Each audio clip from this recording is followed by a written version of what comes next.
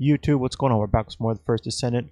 We've got Gley out. We are rocking her Explosive Life build in this video here. We'll be going over it in full detail for you.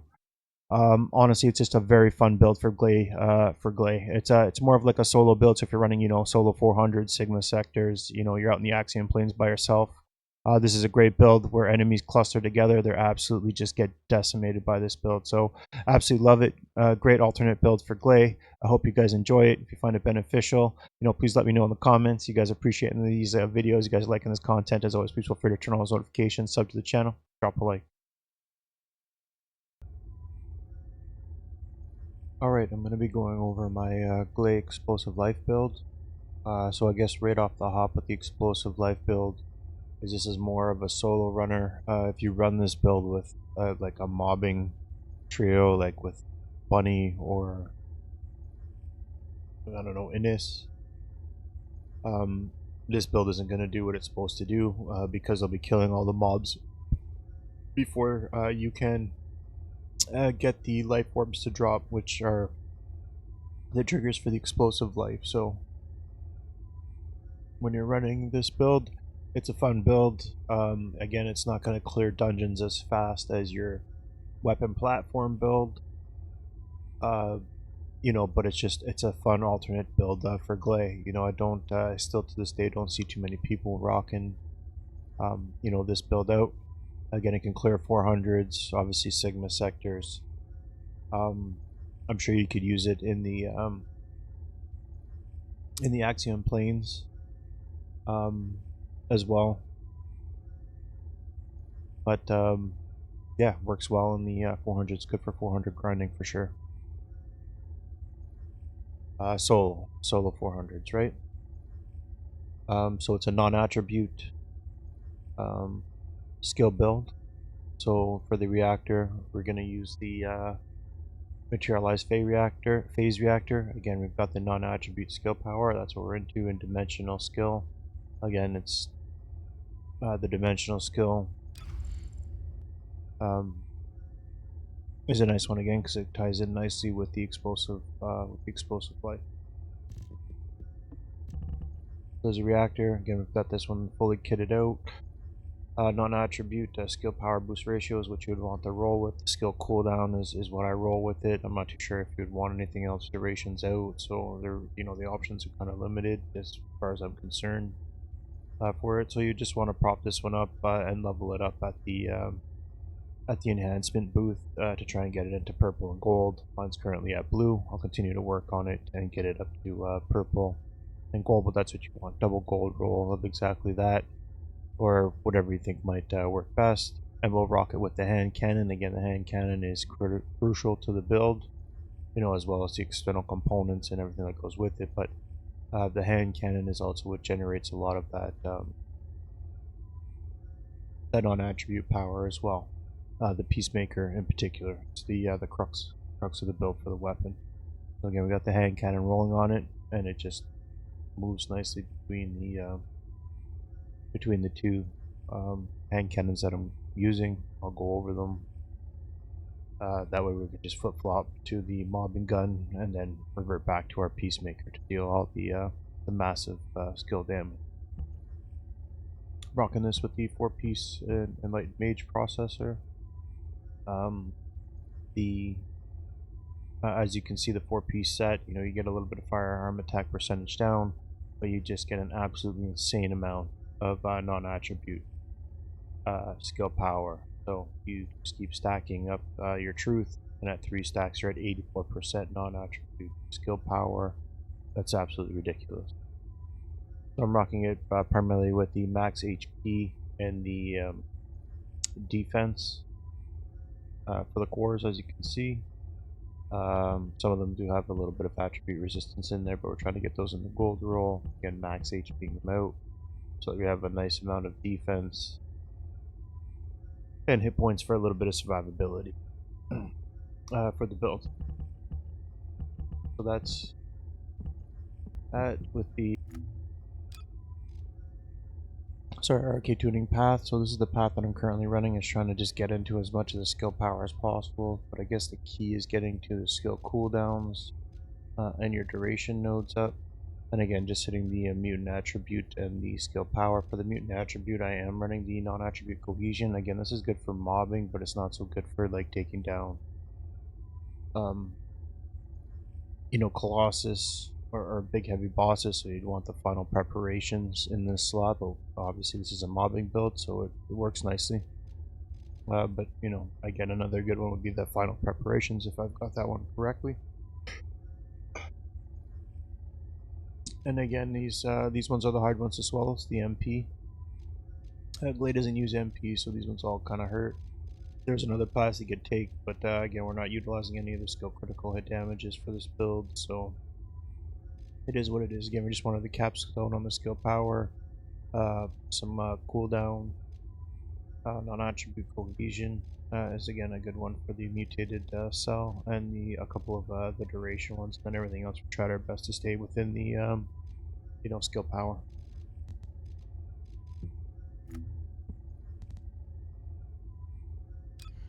Inversion reinforcements, again, we're still working through this for the season. Again, for Gley, we're going to rock first survivability, just the pain suppression, and we're running the, for the recovery, picking up HP and MP orbs has a 50% chance to recover 11% of our max HP, so that's huge. And, it's dropping quite a bit, so it's a nice little bump to survivability. And then on the Arche tuning path, on hitting an enemy with a skill grants Arche circulation. Again, that's a skill cooldown on 24% for 10 seconds on a 25% cooldown. And again, we're running the caps on hitting an enemy with the skill. Inflicts area burst inductor. And we got the self recovery. Descendant modules. Again, we've got the two survivabilities, our increased HP, and our stun accelerant.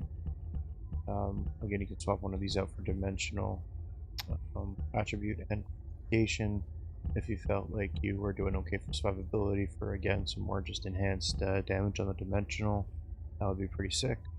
I do run it with the survivability ones just because we're not very heavily high on the HP, even with the the external component cores looped in there. So it's just a nice little survivability hab. But again, you seem like you're doing okay on the survivability. Swap one of these out again for dimensional attribute application, and that would be a nice little bump in power for sure. That's just something to help us. We're running that with the skill simplification. Yeah, we don't use MP. We're able to have a very low cooldown on this at 2.1 seconds. Plus, we're generating extra cooldown with some of the extra inversion reinforcement nodes that we were just looking at. So it's very low cooldown, so we don't have to worry about even putting on, focus on dimensional or focus on non-attribute. As you can see, those are not on there as well. You could add those in, but I think those do take up a battle slot. But again, we have very low cooldown already. So you're able to use the skill simplification in there for the additional massive amount of skill power modifier that we weren't able to have before because we were running those focus on dimensional, focus on non-attribute to get the cooldown to at least 2 seconds or below. So that's just up all the time, just blasting in. Fun. So we got that on maximize range. We've got the skill expansions in our max range. Obviously, get as much out of the explosions as we can. Got some non-attribute skill power damage. Again, this is triggered into with the multi-talented when using a dimensional skill. We get the increased cooldown. So again, there's 20% cooldown there. Again, there's nodes using the skill gives us cooldown. So this, even though it says 2.1, it's actually going to be, it almost feels like coming back non-stop. And then of course we are running these with our two skill cooldown modules with the MP conversion and the nimble finger. And we're topping that off with a little bit of just raw skill power, power increase. And I believe that's why we don't run the dimensional attribute application, because this at least just adds into a whole other skill power value that wasn't there before. So it's a whole other multiplier. Again, I'm not good at the math of it all, but I know having more a spread on your skill powers, obviously you're able to generate more power across the deck instead of speccing too much or too fully into one and then getting the diminishing return type values where you're just not maxing out the damage as much as you should.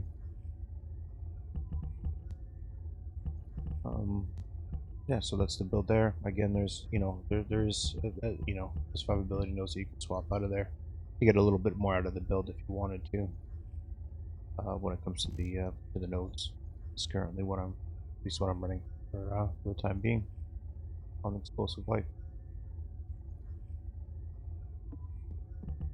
So when it comes to the weapons, again, I have my restored Relic. If I'm running a solo boss, I'll flip over to this and just blast them. With this, while getting the my third ability up, maximize lethality. So there is you're able to get through those double red bars or the end bars fairly quickly with the restored Relic. You can get through them with Malevolent, but swapping over to the restored Relic is definitely the play. And what you want to do with the build is I'm running the Malevolent. You need to kill enemies first. You need to be able to generate the orb before you can start using the Explosive Life. So you have to be able to wipe them. So it's either you're using the restored Relic and then swap it over to your Peacemaker, or you keep the Malevolent, which I like to use with my Peacemaker, so that I'm just utilizing and not having to worry about not getting the extra 160% skill power bonus on the back. Plus, the nice thing about running the Malevolent with the Peacemaker right behind it, again, we're not really using the Peacemaker to shoot or do damage. As you can see, it's sprint speed and more for just applying its special what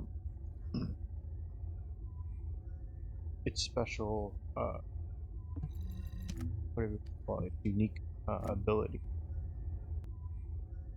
So when single reload for pieces at max stacks, shooting while aiming rapidly fires all rounds. When using a dimensional or fusion skill, grants the unique ability single reload. So we're using the dimensional skill all the time. Single reload, again, the non-attribute skill power, and the stack. 5 stacks at 5%. And non-attribute skill power per stack. So it's just a nice little bump again to the non-attribute skill power, just massive amounts of non-attribute skill power with the 3-piece or the 4-piece Enlightened Mage set, Reactor, and then the gun. So when these things are going off, they're hitting for millions of damage at a time. And again, like I said, there's options to be able to get more out of it if you're willing to sacrifice a little bit of the survivability within the build, which is pretty sick. So again, you blast some enemies, you get the life spheres to drop, they drop, and then you're able to use your Peacemaker, just holding it out, explode the cores. You're getting the max damage out of your non-attribute power damage. So again, it'll be shown in the demo after it's done. Not fully done with the build. This is my Gley build for the Malevolent.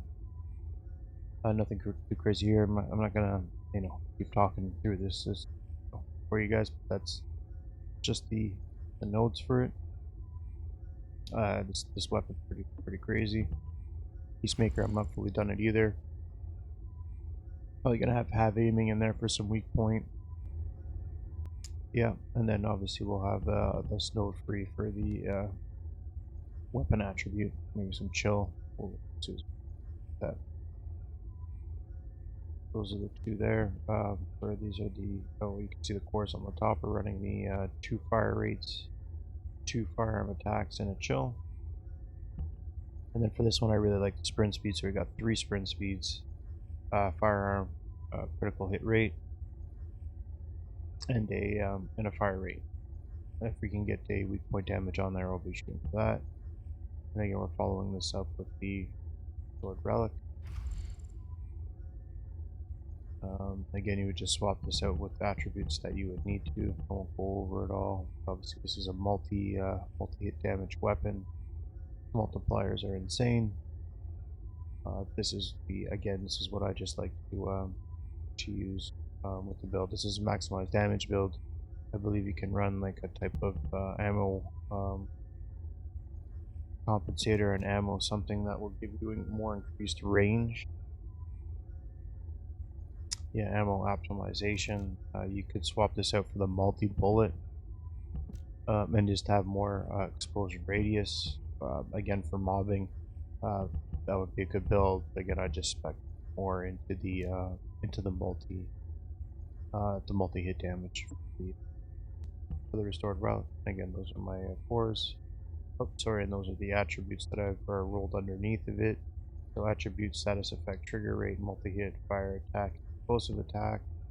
We've got the hip fire, weak point, firearm critical hit rate, and fire attack. Not too bad. We'll probably swap out the hip fire accuracy. Then we've got firearm attack, chill attack, rounds per magazine, and attribute status. Trigger effect, again, we probably want some. I don't know if they put the multi-hit in there at this point. That would be a good one. But those are pretty solid rolls. I mean, if you think you have something that would roll better with it, you can. But that, I mean, this hits pretty hard. I'm liking the way they roll and the way that they're being used. So, yeah, that's the full Gley Explosive Life build that I'm using currently. When it comes to her, the trigger module, she currently has nothing. That I've run a few of them. There's nothing that can be used currently in that slot, at least that I've come across. So I will continue to build up on these trigger modules, and hopefully we'll be able to slot something into this that goes well. If you pick something up and obviously you're able to utilize or deal more damage out of this, good on you. We'll continue to update this build. Obviously, the more stuff we continue to grind out, and obviously we continue to add stuff and update the game. So enough of the yapping. We'll let you guys see it in action.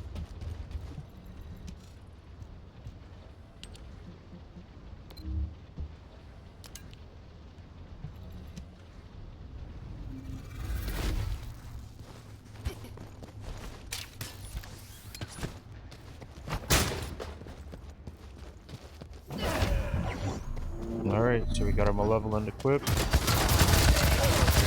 couple of kills. Got an orb equipped. Got the orbs going.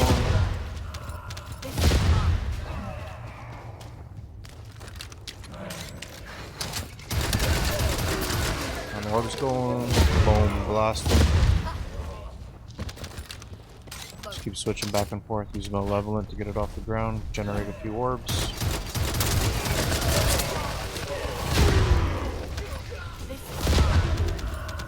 Switch over to the Peacemaker for the heavy damage. As you can see, it's almost 2 million.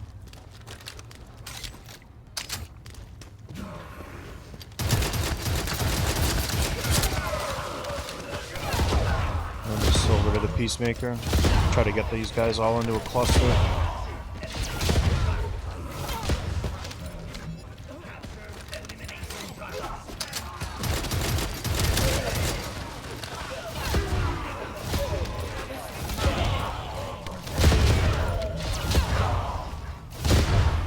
So we want some all to cluster up a little bit. Yep.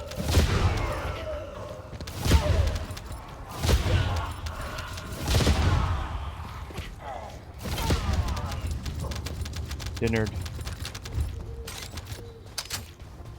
And again, this is a nice speed weapon. You can just feel the speed on it with the movement speed increases, just because it's not a damage weapon. Zip around pretty quickly with this on. Switch back to the Malevolent.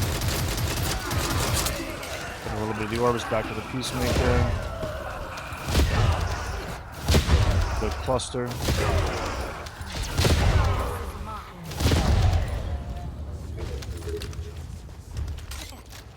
And just rinse and repeat. Peacemaker. Malevolent.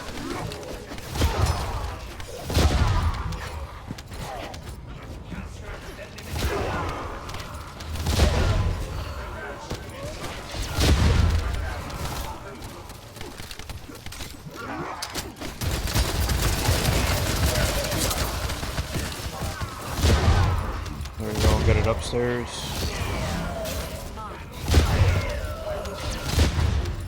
Beautiful. That's what we want. Loading. As you can see, as soon as you flip over to it, and then when we're down to some good, double red bars, just bust out the restored relic and just take care of them right quick.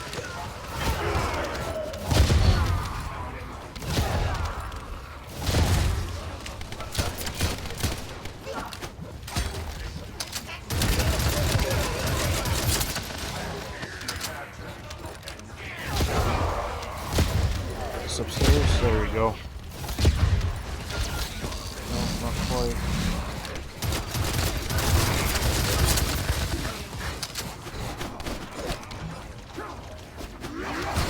Still didn't get him.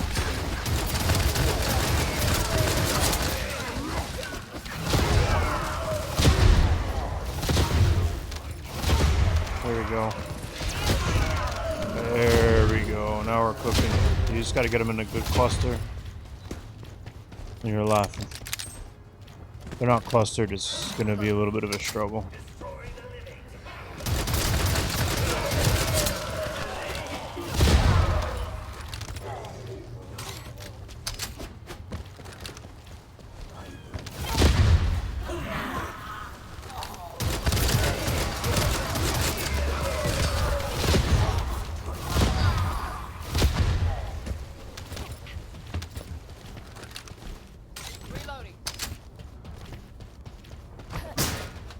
What we want to see right here.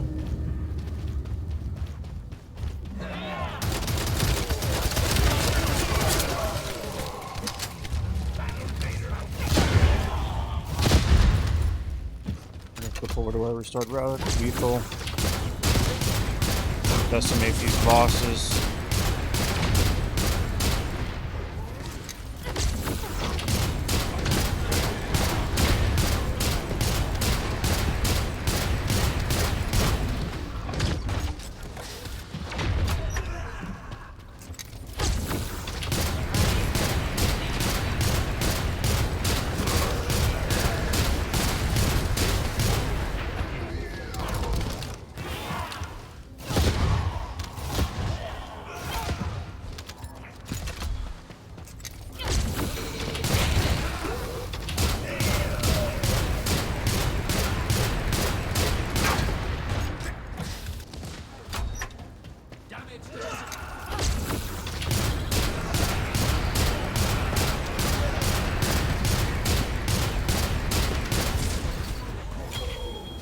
That's you need to have that boss killer at the end, or you're not going to be able to have enough life orbs to be able to take out the double boss or the heavy bosses. So, you're one of your best weapons, whatever you're rocking for Gley. Again, the restored relic's broken. That's what I use for just easy wipes when there's just not enough of the orbs on the ground. There you have it. Explosive Life. Very fun build. That was a nice mission to run for it too.